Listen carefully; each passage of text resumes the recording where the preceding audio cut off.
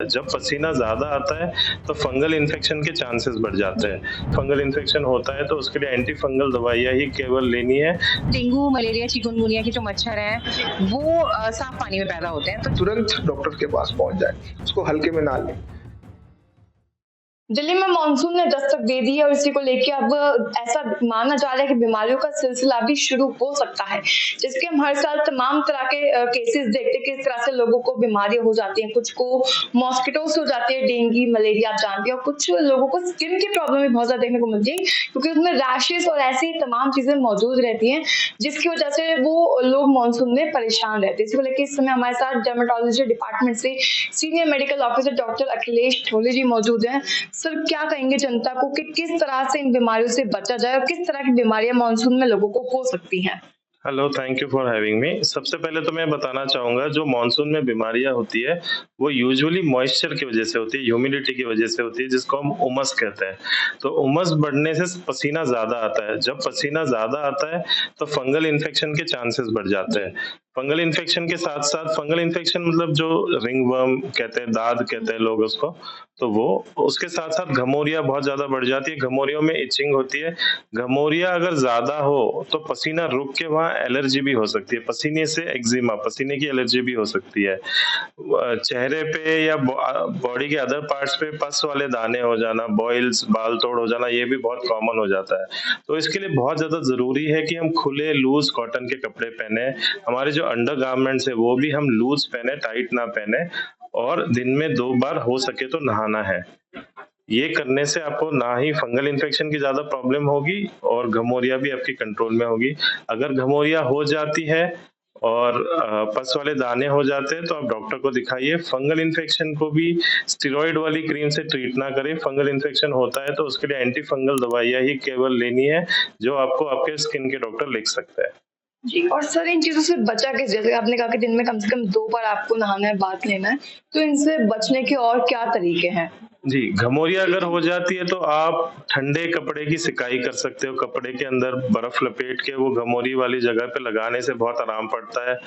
नहाने से जो बॉडी का पसीना एक जगह रुका हुआ है, वो धुल जाता है। कॉटन के कपड़े पहनना सबसे ज़्यादा ज़रूरी है। खुले कॉटन के कपड़े पहनने से पसीना हमारा एब्ज़ॉर्ब नहीं होता है, और ऊपर के और अंडरगारमेंट्स भी कपड़े लूज़ ही पहनने हैं आपको। जी। इस समय हमारे साथ बीआरके मैथ्स के इंटीरियर मेडिसिन के डॉक्टर अविनाश लानूर मौजूद हैं। सर, बहुत-बहुत स्वागत है आपका हमारे चैनल पे। तो सर, ऐसा माना जाता है कि मानसून में बहुत सारी बीमारियां लोगों को परेशान करती हैं और कुछ बीमारियां ऐसी होती हैं जिनका शायद लोग पहले ध्यान भी नहीं रख पाते। अगर हम बात वहीं चिकनगुनिया और डेंगू की करें, तो वो मच्छरों से होने वाली बीमारियां। अगर ऐसी कोई बीमारियां और भी तरीके की हैं जो मतलब पानी से या फिर ड्रेनेज सिस्टम ठीक ना हो जिससे हो सकती है, तो उस पर क्या कहेंगे? जी, आप बिल्कुल ठीक कह रही हैं। जैसे ही हमारे मानसून दिल्ली में जनरली जुलाई में स्टार्ट हो जाता है, उस टाइम में हम सडन एक सर्ज दिखने को मिलता है। वाटर बॉर्न डिसीज, पानी के द्वारा जो, जैसे मलेरिया है, मलेरिया जो होता है गंदा पानी से फैलने वाली मस्किटोस होते हैं। डेंगू जो होता है वो स्वच्छ पानी में भी रह सकता है, उसमें भी पल सकता है। दूसरा चिकनगुनिया। इन चीजों का हमें पर्टिकुलरली ध्यान रखना होगा। दूसरा एक बीमारी होता है लेप्टोस्पायरोसिस।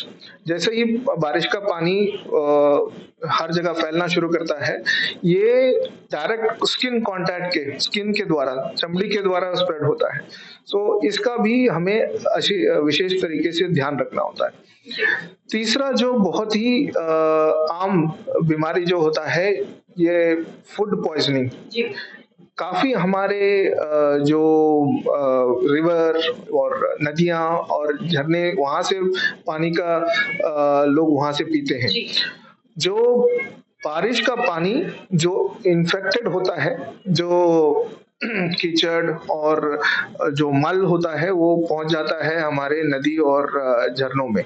जब उस तरह का पानी कोई डायरेक्टली पीता है, बिना उसको उबाले हुए, या आरओ का इस्तेमाल नहीं कर रहे हैं, या फिल्टर का इस्तेमाल नहीं कर रहे हैं, तो उस संबंधी रोग फैलने का बहुत ही ज्यादा चांस होता है। तो ये 3 तरीके की मेन बीमारियां हमें उससे सतर्क रहना होगा और उसके लिए हमें पहले ही जो प्रिवेंटिव मेजर्स होते हैं उसको अपनाना पड़ेगा। सर किस तरह के प्रिकॉशंस लोग ले सकते हैं, किस तरह की तैयारियां खुद का बचाव इन बीमारियों से लोग कर सकते हैं? जैसे डेंगू, मलेरिया और चिकनगुनिया जो होता है ये मच्छरों से फैलता है, तो मच्छरदानी यूज कर सकते हैं। दूसरा, कहीं भी पानी ना रुके, जैसे गड्ढे होते हैं, ओपन टायर होता है, हमारे गमले होते हैं, वो उसको हफ्ते में 1 बार तो एटलीस्ट साफ करना चाहिए। जैसे पानी की टंकी होती है, उसका एक ढक्कन लगाना चाहिए। तो ऐसी चीजें हमें करना चाहिए मच्छरों से बचने के लिए। दूसरा, कोई भी रोग लक्षण होते ही तुरंत डॉक्टर के पास पहुंच जाए, उसको हल्के में ना लें। तीसरा, जैसे आपसे मैंने डिस्कस किया कि जो पानी से जो फैलते हैं बीमारी, जो अशुद्ध पानी पीने से जो फैलते हैं, उसका यही होता है कि आप बाहर से जो खाना खाते हैं रेडी में, पटरी में, उससे थोड़ा दूरी रहें। अगर मजबूरी में खाना पड़ा तो गरम खाना, तो फ्रेश और गरम खाना खाना चाहिए। और तीसरा ये होता है कि आप पीने का पानी अगर थोड़ा सा गंदा लग रहा है या ये कर रहा है तो उबाल के पीना चाहिए। हमारे साथ अभी एलएनजेपी हॉस्पिटल से सीएमओ मिस ऋतु सक्सेना जी मौजूद है। डॉक्टर, आप बताएं जनता को कि किस तरह से इन बीमारियों से हम बच सकते हैं, डेंगू, मलेरिया, चिकनगुनिया, और अगर हो जाते किस तरह से हमें आगे स्टेप उठाने चाहिए? देखिए, अभी क्योंकि मॉनसून चल रहा है और अभी आने वाले दिनों में और बढ़ेंगे, तो इससे क्या होता है, जब बारिश का सीजन होता है तो जगह जगह देखा होगा आपने वाटर लॉगिंग हो जाती है, पानी इकट्ठा हो जाता है। घरों में भी छत पे लोग ध्यान नहीं देते, तो जैसे पॉट्स होते हैं उनमें पानी इकट्ठा हो जाता है। और ज्यादातर डेंगू, मलेरिया, चिकनगुनिया के जो मच्छर हैं वो साफ पानी में पैदा होते हैं। तो जो साफ पानी में पैदा होते हैं उसके लिए हमें ज्यादा ध्यान रखना चाहिए, क्योंकि पानी कहीं इकट्ठा ना होने दे। पब्लिक को यही जानना चाहिए कि अब हमें इस बीमारी से बचने के लिए सबसे पहले तो ये जानना जरूरी है कि मच्छर डेवलप कैसे होते हैं। अगर हम मच्छरों को ही रोक देंगे, उनकी ब्रीडिंग को स्टॉप कर देंगे, तो ये बीमारी नहीं फैलेगी।